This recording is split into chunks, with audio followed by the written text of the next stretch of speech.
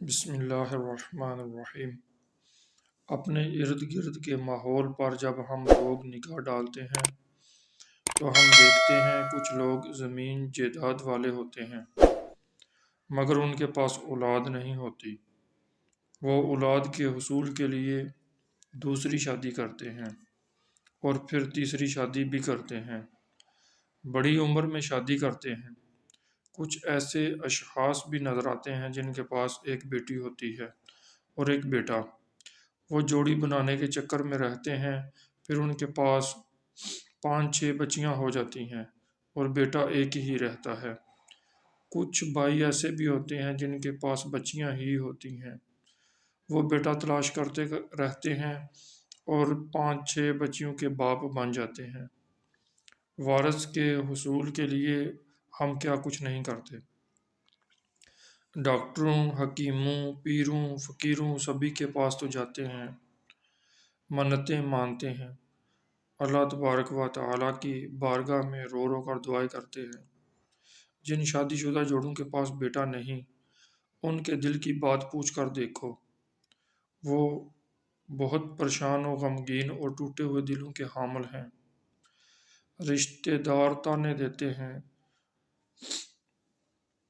ارے تمہارا تو وارث ہی نہیں، تمہارے کاروبار، فیکٹری، کوٹھی کا کیا فائدہ، تمہارے بعد یہ ہمارے پاس ہی تو آ جائیں گے۔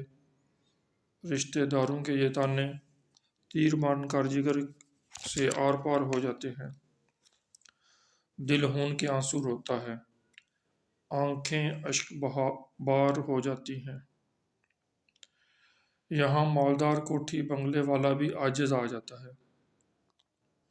اپنی عاجزی بے بسی کا اظہار رب تبارک و تعالیٰ کی بارگاہ میں کر کر کے روتا ہے، مولا واقعی میں کچھ بھی نہیں، میں کنگال ہوں۔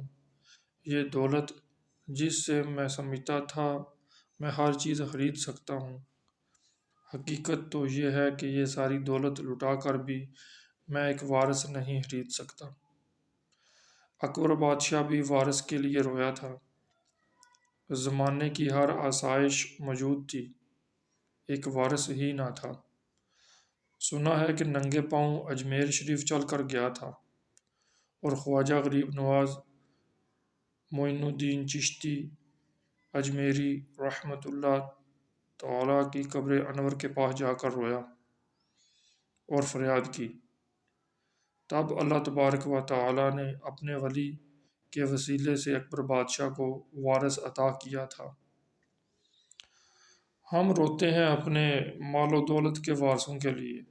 آؤ تمہیں بتاؤں، حضرت زکریا علیٰ نبینا علیہ الصلاۃ والسلام بھی وارث کے لیے اللہ تبارک و تعالیٰ کی بارگاہ میں التجا گزار ہوئے تھے۔ آپ علیہ الصلاۃ والسلام نے بھی وارث مانگا تھا۔ حالت یہ تھی کہ آپ علیٰ نبینا علیہ الصلاۃ والسلام بوڑھے ہو چکے تھے اور بال بھی سفید ہو چکے تھے، مگر آپ نے وارث مال و دولت پر قبضے کے لیے نہیں مانگا تھا، بلکہ آپ نے حضرت یعقوب علیٰ نبینا علیہ الصلاۃ والسلام اور اپنے علم کا وارث مانگا تھا۔ پھر اللہ تبارک و تعالیٰ نے آپ کی دعا قبول کی اور آپ علیہ الصلاۃ والسلام کو یحییٰ علیہ الصلاۃ والسلام جیسا پاکیزہ وارث عطا کیا۔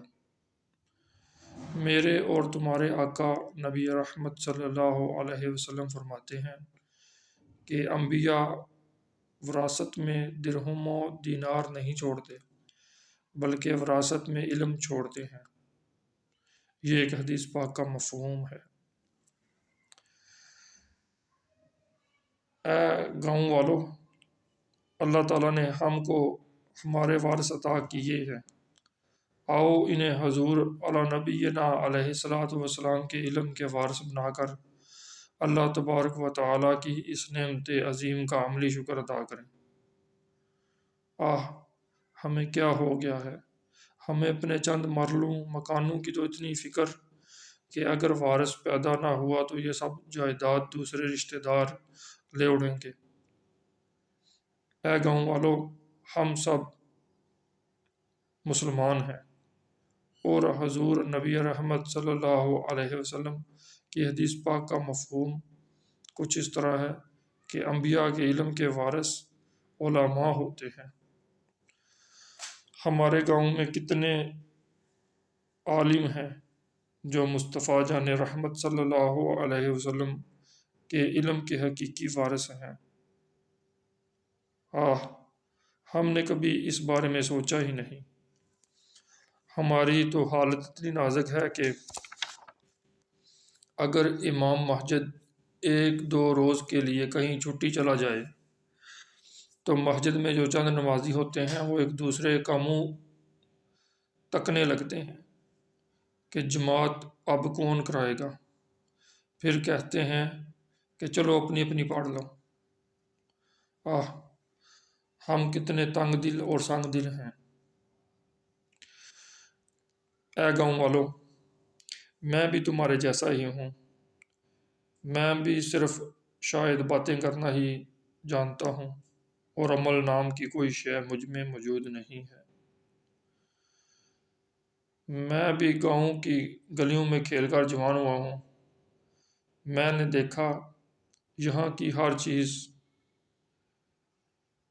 ہم نے روپے کی طاقت سے بدل ڈالی۔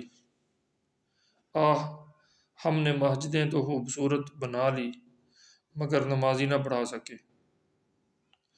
خدا را، اگر ہم کچھ نہیں کر سکتے تو کم از کم اپنے بچوں کو فرض ضروری علوم کو ضرور ہی پڑھوا سکتے ہیں۔ میرے ساتھیوں، وقت گزر رہا ہے۔ ہمارے کتنے ساتھی جو ہمارے ساتھ کھیلے اچھلے کودے اسکول گئے، اب وہ ہم میں نہیں بلکہ گاؤں کے بڑے قبرستان میں جا کر سو رہے۔ ہم بھی اپنے آخری دن کی طرف جا رہے ہیں، پھر ہمارا نام کام بھی ختم ہو جائے گا۔ ہم جن وارثوں کے لیے روتے ہیں، اگر ہم نے ان کی صحیح دینی تربیت نہ کی، یہ ہماری قبروں پر جا کر فاتحہ بھی نہیں پڑھیں گے، ہماری جمع پونجی پر لڑیں گے۔ یہ تیرا یہ میرا کی آوازیں پورا گاؤں سنے گا۔ یہ جب برے کرتوت انجام دیں گے تو گاؤں والے کہیں گے، دیکھو یہ فلاں کا بیٹا کیسا نکلا، اور ان کے برے اعمال ہمارے لیے صدقہ جاریہ کی بجائے گناہ جاریہ بن کر ہمیں قبر میں پہنچتے رہیں گے۔ کیونکہ اگر یہ بڑے ہو کر بے نمازیوں کے صف میں شامل ہوئے تو یہ ہماری غلطی تھی، کیوں نہ ہم نے بچپن سے انہیں نماز کی دعوت دی۔ خدا را، آؤ، اگر ہم اکیلے کچھ نہیں کر سکتے تو مل کر ہی کچھ کر لیں۔ کیا ہم نہیں دیکھتے 3 امیر مل کر 3 اسٹار ہوٹل بنا لیتے ہیں اور 5 امیر مل کر 5 اسٹار ہوٹل بنا لیتے ہیں۔ ہم چند ایسے غریب جن کے پاس روپیہ بھی نہیں اور دینی علم بھی کم ہے، مل جل کر علماء کی کتابوں سے دیکھ کر کوئی ایسا نصاب جمیل مرتب کریں اور اسے چلائیں۔